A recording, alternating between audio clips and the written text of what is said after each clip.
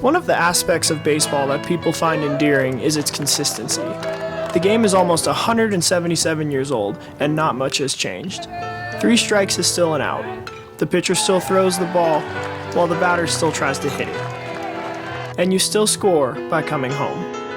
And you still have the same people on the field. You have the offense, the defense, and the umpires.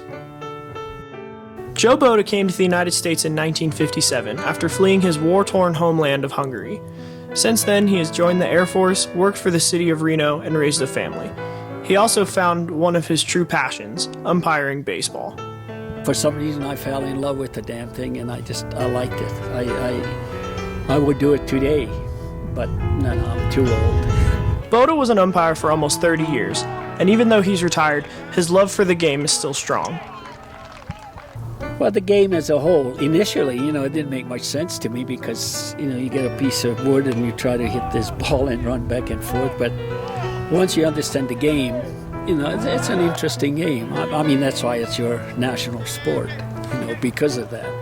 But once I got interested in officiating, then I really liked it. I just fell in love with it. I like the people. I like to handle the situations. After spending years behind the plate or on the bases, Bota knows he's messed up some calls during his career, but it doesn't keep him up at night. If you officiated enough, you know that you will make calls that you totally screwed the dog, but there's nothing you can do about it. You eat it and go home and stew and ready to quit. At times you feel like, I'll never do another game again because it was so terrible. And then you go back and do it again. So, even though he's retired, Bota still finds himself officiating games from the stands. No, you can't help it. With me, it's automatic, not evaluating people, but I watch the game, I think, not as a spectator, but as an official. It's been in you, you've been doing it so long that you sit there and you go, okay, that guy should have gone this way or that way. Or Joe always says that his favorite part of officiating was forming relationships with people.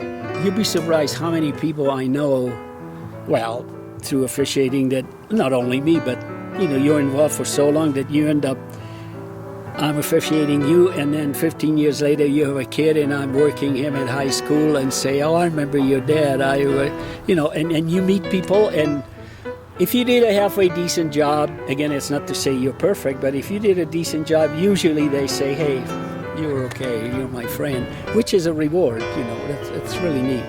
It beats sitting in a bar inhaling cigarette smoke. How's that? It's a good way to look at it. There.